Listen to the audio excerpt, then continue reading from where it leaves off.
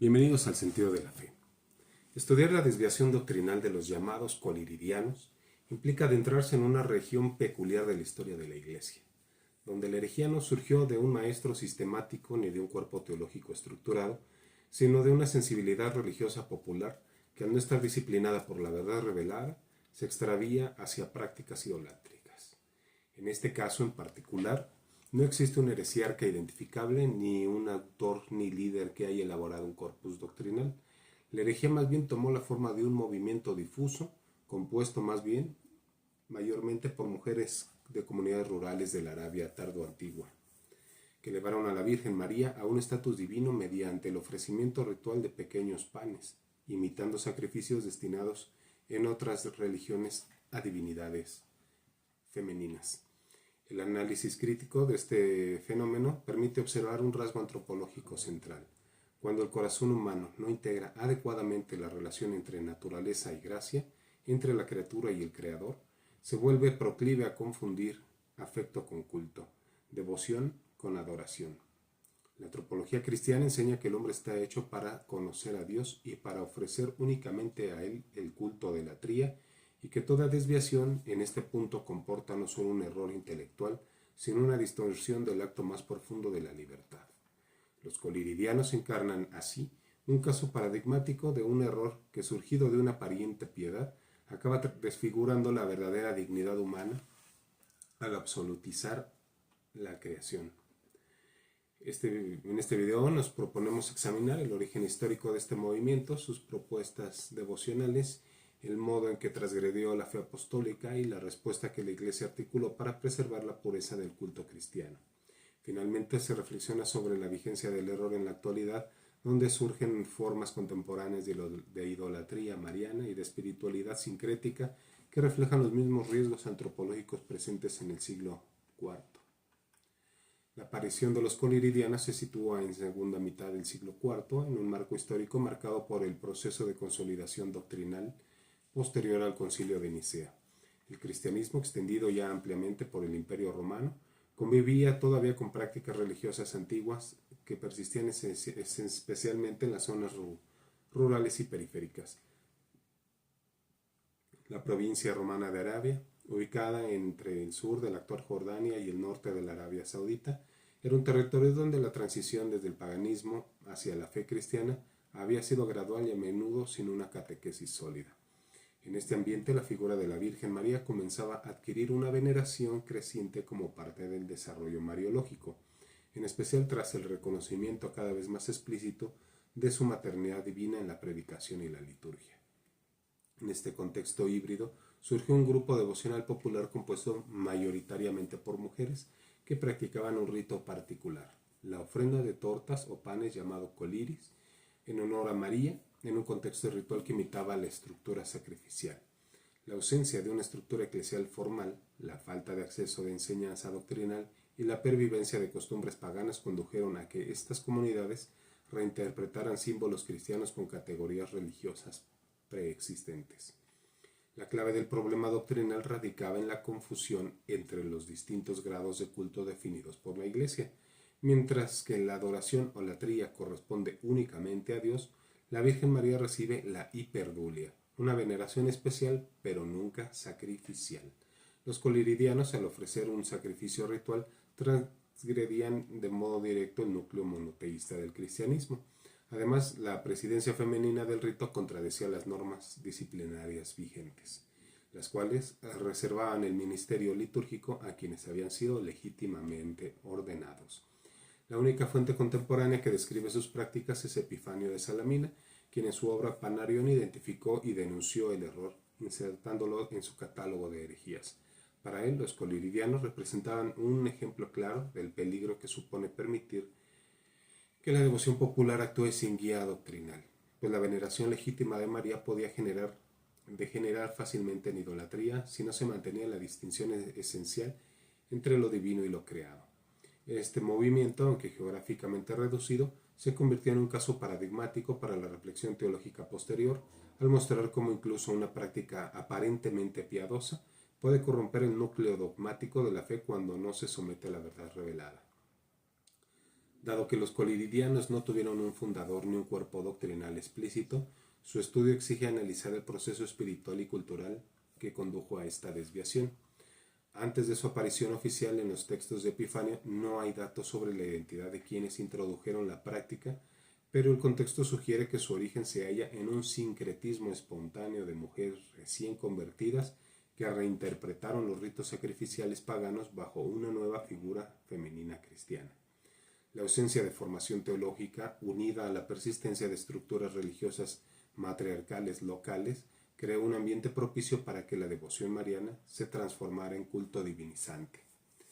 Epifanio descubre que el grupo, que ofrecía pequeñas tortas de pan en honor a María, imitando rituales orientales que tradicionalmente se dirigen a diosas como Artemisa o Demeter, esta práctica implica un error antropológico profundo. Al absolutizar la criatura, el ser humano desordena la orientación natural del espíritu, que está hecho para reconocer la trascendencia divina. El acto de adoración sacrificial expresa una entrega total que solo puede dirigirse a Dios. Aplicarlo a una criatura, incluso la más perfecta de ellas, constituye una inversión del orden de la gracia y la naturaleza. Este error no surge únicamente de la ignorancia, sino de una dinámica moral interna. El ser humano, cuando pierde la conciencia de la diferencia ontológica entre el creador y las criaturas, termina creando ídolos que reflejan sus propias necesidades afectivas. En el caso de los coliridianos, es posible que la figura materna de María fuese percibida como un mediador más cercano y accesible que Dios mismo, generando así una desviación emocional que terminó distorsionando la verdad revelada. Tal fenómeno ilustra cómo el error doctrinal suele apoyarse en una falsa caridad. Se ensalza a una figura venerable hasta el punto de otorgarle prerrogativas que no posee, pretendiendo así honrarla, pero en realidad negando su verdadera misión e identidad. El análisis del error también revela otro aspecto antropológico, la confusión entre comunidad y autoridad.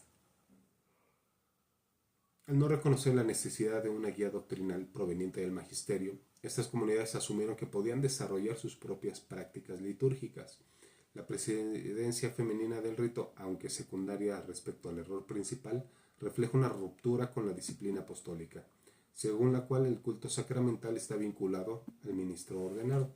Esta transgresión disciplinar, sin embargo, no debe interpretarse como una reivindicación teológica de la mujer, sino como una prolongación de estructuras religiosas paganas donde las mujeres cumplían roles sacerdotales. El error coliridiano, por tanto, no es meramente ritual ni externo, afecta el núcleo de la visión cristiana del hombre al confundir los planos entre lo humano y lo divino, distorsiona la vocación del hombre a la adoración verdadera, que consiste en ofrecer su vida a Dios y no a una sola criatura. La idolatría, bajo cualquier forma, es una deshumanización, pues encierra al hombre en su propio deseo proyectado sobre un objeto creado. Así, aunque surgido de una devoción aparentemente sincera, el movimiento revela un proceso espiritual desordenado que lleva a una ruptura con la verdad y con la auténtica misión personal a la que Dios llama a cada ser humano. La Iglesia respondió al error coliridiano mediante una condena literaria y doctrinal formulada principalmente por Epifanio de Salamina en su Palanión. Dado que el movimiento era local y carecía de expansión significativa, no fue necesario un acto conciliar formal para su corrección. Sin embargo, la calidad teológica de la refutación de Epifanio y su integración posterior en la tradición patrística convirtieron esta respuesta en criterio autoritativo para evaluar prácticas devocionales que pudiesen confundirse con la adoración. La respuesta ortodoxa se articuló en tres niveles. En primer lugar, el argumento escriturístico. Epifanio recordó que ni Cristo ni los apóstoles ordenaron adorar a María. El Evangelio mismo muestra que María participa de la historia de la salvación como discípula y madre del Creador, pero nunca como objeto de sacrificio. El pasaje de Juan 2.4 es paradigmático para mostrar que Jesús distingue claramente entre la mediación divina y la colaboración humana. En segundo lugar, el argumento tradicional. La Iglesia primitiva ya distinguía entre los distintos grados de culto. Latría, reservada únicamente a Dios; dulia, dirigida a los santos; y perdulia, asignada de modo único a María por su singular papel en la economía de la salvación. Y el ofrecimiento de sacrificios a María, por tanto, contradice la tradición apostólica. Tercer nivel es el argumentativo dogmático. La adoración sacrificial constituye el acto más alto de culto cristiano y pertenece únicamente a la Trinidad. Atribuirlo a María implica no solo un error conceptual, sino una ruptura con la estructura misma de la revelación. La refutación muestra que exaltar a María por encima de su lugar teológico verdadero constituye una forma de idolatría, pues confunde la criatura con el Creador. La explicación apologética señala además el valor antropológico de esta distinción. Solo cuando el hombre reconoce la trascendencia divina puede comprender su propia identidad. La correcta visión cristológica y mariológica protege al hombre de absolutizar realidades creadas que no pueden satisfacer su vocación última. La enseñanza ortodoxa, al defender el monoteísmo y el orden del culto, salvaguarda simultáneamente la dignidad humana, orientándola hacia la verdad que libera. De este modo, la respuesta de la Iglesia mantuvo íntegra la fe y evitó que prácticas devocionales legítimas degeneraran en idolatría. El movimiento desapareció rápidamente, pero la enseñanza doctrinal que surgió de su refutación perduró como advertencia para todos los tiempos. La historia de los coliridianos, aunque limitada en su impacto histórico, posee una resonancia notable en el horizonte escatológico de la Iglesia. Las desviaciones doctrinales, incluso las aparentemente marginales, integran el trama de la historia de la salvación, donde el bien y el mal se entrelazan en un combate espiritual que se intensifica conforme avanza el tiempo. La idolatría mariana del grupo anticipa en forma embrionaria las tentaciones posteriores que han acompañado la relación entre la devoción popular, doctrina y prácticas rituales. Desde la Reforma Protestante, los coliridianos se convirtieron en argumento recurrente contra el culto mariano católico, utilizados como supuesto ejemplo de cómo la piedad popular mariana podía degenerar en idolatría. Sin embargo, la diferencia esencial entre la veneración católica y la práctica coliridiana es justamente la distinción entre latría e hiperdulia, distinción que la Iglesia ha custodiado sin ambigüedad durante siglos. El uso polémico del caso muestra que el error, aunque extinto, sigue vivo como arma retórica en debates contemporáneos. Pero la advertencia más profunda no radica en la polémica externa, sino en la dinámica espiritual interna. La historia revela que cuando la vida interior se debilita y la oración se sustituye por afectividades desordenadas, la devoción corre el riesgo de convertirse en superstición. En el mundo actual, marcado por una espiritualidad difusa y por un secretismo creciente, resurgen formas de culto impropio que, aunque no idénticas al ritual coliridiano, comparten su misma lógica antropológica: absolutizar la mediación de María o de otros santos, atribuyéndoles funciones que solo pertenecen a Dios. Esta tendencia puede observarse en ciertos sectores donde la figura de María es presentada como una entidad casi autónoma, capaz de actuar al margen de la voluntad divina, o donde se la concibe como depositaria de un poder separado del misterio de Cristo. Estos enfoques, aunque no equivalen a la adoración sacrificial, manifiestan la misma tentación de colocar lo creado en un lugar que le pertenece únicamente al Creador. En la perspectiva profética, tales desviaciones pueden interpretarse como síntomas de una fractura espiritual más amplia. La historia de la Iglesia muestra cómo las herejías, lejos de ser anomalías aisladas, forman parte de un proceso de purificación doctrinal que se intensifica en los tiempos finales. Las falsas devociones, los cultos paralelos y las espiritualidades neonósticas constituyen signos que advierten sobre la necesidad de una vigilancia constante. La escatología cristiana señala que uno de los rasgos del tiempo final será la confusión espiritual, donde lo sagrado y lo profano se mezclan de modo engañoso. El coliridianismo, aunque extinguido, ofrece un ejemplo temprano de esta dinámica. Su estudio permite comprender cómo la piedad puede desviarse si no está anclada en la verdad doctrinal. La fidelidad a la fe apostólica no es solo un ejercicio intelectual, sino una respuesta existencial que protege al hombre de erigir ídolos con apariencias religiosas. Por ello, el cierre de este video consiste en una llamada a la fidelidad. La Iglesia invita a mantener la auténtica devoción mariana, aquella que concluye siempre y conduce a Cristo y nunca lo sustituye. Toda práctica espiritual debe someterse al discernimiento del magisterio para evitar que la emoción o la sensibilidad conduzcan a errores sutiles pero graves. La historia de los coliridianos enseña que incluso los actos aparentemente piadosos pueden transformarse en obstáculos para la verdadera fe cuando se les desligan de la revelación.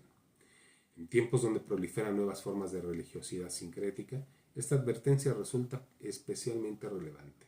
El creyente está llamado a cultivar una vida interior profunda, fundada en la oración silenciosa que orienta la mente y el corazón hacia Dios. Solo así podrá discernir con claridad y rechazar cualquier forma de idolatría, antigua o moderna. La lección de los corintianos permanece como recordatorio de que la verdadera fe no admite compromisos. La adoración pertenece únicamente a Dios y la Virgen María, la más perfecta de las criaturas, nos conduce siempre a Él, nunca a ella misma. Muchas gracias por llegar hasta aquí. Que Dios los bendiga y la Santísima Virgen de Guadalupe interceda por cada uno de nosotros.